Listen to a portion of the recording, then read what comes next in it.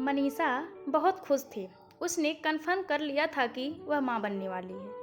इस खुशी के समाचार को अपने पति और घरवालों के साथ शेयर करने के बाद सबसे पहले उसने अपनी पक्की सहेली आभा को फ़ोन किया। आभा और मनीषा बचपन से अपनी सारी खुशियां एक दूसरे से बांटती आई थी। आज भी आभा से बात कर वह इसी खुशी को शेयर करना चाहती थी। मनीषा को फ़ोन करके आभा को बताया, यार आभा, तू मौसी बनने वाली है। मौसी? अनजान बनते हुए आभा ने पूछा। हाँ मौसी। अरे पगली, मैं माँ बनने वाली हूँ, मनीषा ने उत्साहित स्वर में कहा। मगर अपेक्षा के विपरीत आभा ने बहुत ठंडा रिस्पॉन्स दिया।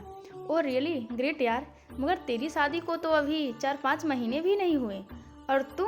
हाँ यार, शायद फर्स्ट अटेम्प्ट में ही, कहते हुए वह शर्मा गई। अच्छा है, तुझे मेरी तरह इंतज़ार नहीं करना पड़ेगा। मैं तो पिछले 4 साल से इंतजार में थी कि कब तुझे यह खुशखबरी सुनाऊं, पर तू तो मुझसे आगे निकल गई। चल अभी जाना पड़ेगा, सासू माँ बुला रही हैं। बहाना बनाकर आभा ने फ़ोन काट दिया। आभा के व्यवहार से मनीषा थोड़ी अचंभित हुई, फिर अपने मन को समझाया कि वाकई कोई ज़रूरी काम आ गया होगा, बाद में बात कर लेगी। सहेली के बाद मनीषा ने अपनी बड़ी बहन को फ़ोन लगाया। अपनी बहन के साथ भी मनीषा बहुत अटैच थी, मगर बहन ने भी बहुत ठंडा रिस्पॉन्स दिया। उल्टा वह तो उसे डांटने ही लगी। इतनी जल्दी करने की क्या ज़रूरत थी? अभी शादी को दो ही दिन कितने हुए हैं, थोड़ी ज़िंदगी जीकर तो देखती। घूमती फिरती ससुराल में ठीक से एडजस्ट हो जाती, वहाँ के तौर तरीके सीखती, तब जाकर बेबी प्लान करना था। मुझे देख 3 साल हो गए, फिर भी बेबी नहीं किया। थोड़ी प्लानिंग से चलना पड़ता है। और एक तू है कि अकल ही नहीं तुझे। पर दीदी, बेबी तो जितनी जल्दी हो जाए उतना ही अच्छा है ना। और फिर जहाँ तक बात ससुराल में एडजस्ट करने की है, तो वह ऐसे भी प्रेगनेंसी के इन महीनों में सीख ही जाऊंगी। वैसे भी सासू माँ बहुत प्यार करती हैं। मुझे जो भी समझ नहीं आता उनसे पूछ लेती हूँ। मैं तो तेरे भले के लिए ही समझा रही थी, पर बात तुझे समझ आती नहीं। अच्छा चल, मैं देखती हूँ फ़ोन। अब अपना ज़्यादा ख्याल रखना होगा तुझे। अभी खुद को संभालना तो आया नहीं था, अब बच्चे की जिम्मेदारी और सिर पर ले ली, कहकर बहन ने फ़ोन काट दिया। ना कोई बधाई, ना कोई शुभकामना, बस उलाहने मारना। बहन का यह रवैया महसूस कर वह बहुत देर तक गुमसुम बैठी रही। इस बातचीत के बाद तो उसे ऐसा लगने लगा था जैसे उसने वाकई कोई ऐसी गलती कर दी है। तब तक दूध का गिलास लिए सास कमरे में दाखिल हो गई और प्यार से बोली, चल बहू, दूध पी ले, हमारा वारिस आने वाला है, उसका ख्याल रख, कहकर मुस्कुराती हुई वे चली गईं। कुछ देर तक मनीषा दूध के गिलास की तरफ एकटक देखती रही। उसके दिमाग में बहन की बातें घूम रही थी। तभी भाभी का फ़ोन आ गया। बधाई हो मनीषा, मम्मी जी का फ़ोन आया था, वे कह रही थी कि तुम माँ बनने वाली हो। जी दीदी।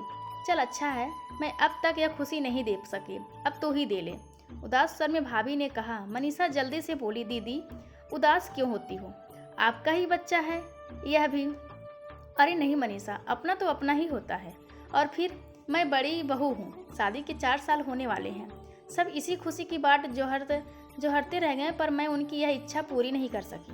बच्चे के लिए कहाँ कहाँ नहीं गई, मंदिरों में जाकर मत्था टेका, बाबाओं के चरण पकड़े, मगर नतीजा कुछ भी नहीं निकला। भाभी की आवाज़ से ऐसा लग रहा था जैसे वे अभी रो देंगी। मनीषा कुछ कह नहीं पा रही थी। उसकी खुशी किसी के दुख का कारण बन गई थी। वह भाभी को सांत्वना देने लगी। भाभी, आप दिल छोटा ना करो, अभी समय ही कितना हुआ है, 4 साल कोई लंबा वक्त नहीं होता, आप बहुत जल्दी माँ बनेंगी। यह सब मन बहलाने की बातें होती हैं मनीषा। अच्छा चल, मैं फ़ोन रखती हूँ। मनीषा फ़ोन की तरफ देखती हुई कुछ देर तक सोचती रही। उसके चेहरे पर खुशी के बजाय उदासी की रेखाएं घनीभूत हो गई। मनीषा की प्रेगनेंसी का 8वां महीना चढ़ चुका था। इतने दिनों में भाभी, बहन या सहेली ने उसे बहुत कम फ़ोन किया, कोई मिलते भी नहीं आई। समय का बहाना बना दिया। मनीषा फ़ोन करती तो तीनों का रिएक्शन अलग होता। बहन उलाहने के रूप में बातें सुना देती, सहेली काम का बहाना बनाकर जल्दी से फ़ोन काट देती, और भाभी अपना ही रोना लेकर बैठ जाती। ना तो किसी ने उससे माँ बनने के पहले एहसास के बारे में पूछा, और ना ही उसे क्या खाना चाहिए, क्या करना चाहिए, इस पर ढंग से डिस्कशन किया या टिप्स दिया। वह बहन या सहेली से कोई सवाल पूछती तो इस सपाट सा जवाब दे देती, मुझे क्या पता, मैंने कौन से कई बच्चे पैदा किए हैं, डॉक्टर से पूछ ले। मनीषा की इच्छा होती कि वह बच्चे के सुनहरे प्यारे सपने उनके साथ शेयर करें। पर कुछ सोच कर वह ठहर जाती। प्रेग्नेंट होने की उसकी खुशियाँ भी आधी अधूरी सी रह गई थी। उस दिन सुबह सुबह वह बालकनी पर खड़ी थी कि तभी उसके घर के आगे एक कैब आकर रुकी। कैब में से माँ को निकलता देख वह खुशी से चीख पड़ी। माँ के गले लग कर देर तक रोती रही। माँ ने उसे चुप कराते हुए पूछा, इतने खुशी के पलों में रो क्यों रही है पगली? मनीषा कुछ कह ना सकी। उसके अंदर जो तकलीफ थी उसे कैसे बयां करते। अगले 25 दिन माँ का साथ पाकर वह काफ़ी खुश रही और वह फिर मुस्कुराने लगी। जब डिलीवरी की मर्मांतक पीड़ा सहने के बाद नर्स ने उसकी बाहों में उसका अंश थमाया, उस पल वह अपना सारा दर्द भूल गई थी। उसके हाथों में नन्हा मुन्ना राजकुमार खिला खिला रहा था, किलकारियाँ मार रहा था। बेटे को गोद में उठाए जब उसने अपने घर में प्रवेश किया तो उसे लगा जैसे सारा जहां उसकी बाहों में सिमट आया हो। बच्चे को देखने के लिए सबसे पहले उसकी बहन आई।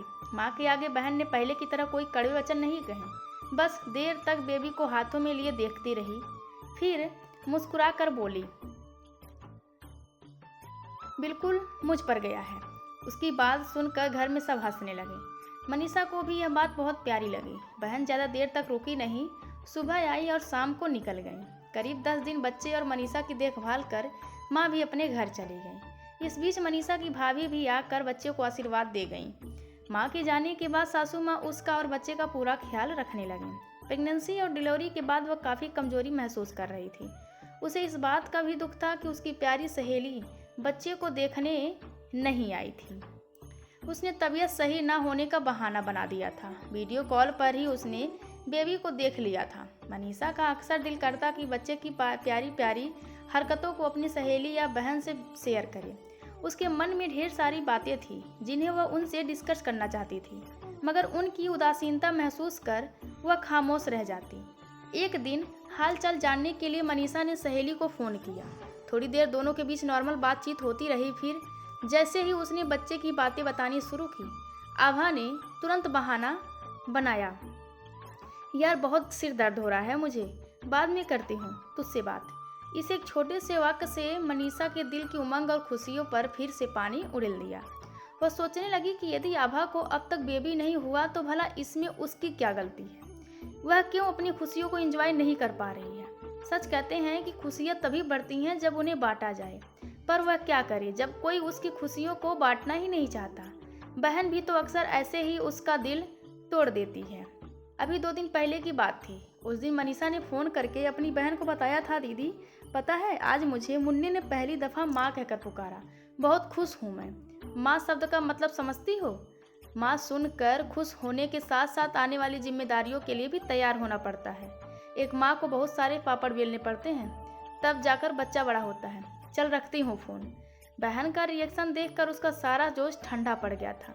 मनीषा की बहन वैसे तो पहले भी उस पर रोब झाड़ती थी, मगर कभी कभी और साथ में बहनों के बीच मीठी चुहलबाजियाँ भी होती थी। मगर जब से बच्चा हुआ था मनीषा को लगने लगा था कि बहन उससे हमेशा तेवर में ही बात करती है, ऐसा जताती है जैसे उसने बहुत बड़ी गलती कर दी हो। मनीषा समझती है कि साइकोलॉजिकल बहन के दिल में बच्चा ना होने की वजह से तकलीफ है और इसी तकलीफ को वह इस तरह प्रकट करती रहती है। मगर बहन इस बात को नहीं समझती थी कि ऐसे व्यवहार से मनीषा पर क्या गुजरती होगी।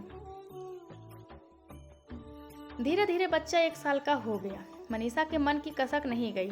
उसकी सबसे प्यारी सहेली, सगी बहन और भाभी तीनों ने एक बार मिलने आकर फिर ना अपनी तरफ से कॉल किया और ना ही दोबारा मिलने आई थी। अपनी आने की बात कहने पर बड़ी सहजता से तीनों समय का मुद्दा बना देती, जबकि ऐसा नहीं था कि वे दूसरों के घर जाती नहीं थी। जब मनीषा का मन नहीं लगता था तो वह फ़ोन लगा लेती थी, मगर उनका रिस्पॉन्स इतना ठंडा होता कि वह अंदर से टूट जाती। धीरे धीरे मनीषा ने भी उन्हें फ़ोन करना छोड़ दिया था। कई दफ़ा उसे ऐसा महसूस होता जैसे अपनों को ही उस खुशी से जलन हो गई हो और वह इस जलन का उपचार भी नहीं जानती थी। न चाहते हुए भी इसका असर मनीषा के मन पर पड़ता जा रहा था और वह अक्सर दुखी हो रहने लगी थी। पति और सास सवाल करते तो वह सहज होने का नाटक करती और मुस्कुरा कर कहती कि ऐसी कोई बात नहीं है, वह तो बहुत खुश है। वह ऊपर से मुस्कुरा कर रही होती मगर उसके दिल के अंदर गम का सागर लहरा रहा होता। अंदर ही अंदर यह गम उसे तकलीफ दे रहा था। फिर एक दिन सुबह सुबह उसकी बड़ी बहन की कॉल आई। वह बहुत खुश थी, चहकती हुई बोली, जानती है मनीषा, तू भी मौसी बनने वाली है। आज मुझे लग रहा है जैसे मैं आसमान में उड़ रही हूँ। यह एहसास कितना खूबसूरत है, मैं बता नहीं सकती। दीदी, मैं बहुत खुश हूँ आपके लिए। कांग्रेस, मनीषा ने खुश होकर कहा। इसके बाद तो सुबह शाम हर रोज़ बहन का फ़ोन आता, वह उससे अपनी खुशियाँ शेयर करती। धीरे धीरे मनीषा जिसे अपनी खुशियाँ खुद तक सीमित रखना पड़ा था, खुलने लगी। उसे भी बहन के रूप में एक साथी मिल गया जिससे वह अपनी खुशियाँ शेयर कर सकती थी। दोनों एक दूसरों से बच्चे की बातें करती, भविष्य के सुनहरे सपने संजोती। मनीषा समझ गई थी कि वाकई खुशियाँ बांटने से बढ़ती है, मगर बांटने का मौका तब मिलता है जब सामने वाला भी उसी मेंटल स्टेटस में हो। दोस्तों, यह कहानी आप सभी को कैसी लगी कृपया कमेंट करके ज़रूर बताएं और चैनल को लाइक शेयर और सब्सक्राइब करना बिल्कुल ना भूलें। धन्यवाद आप सबका।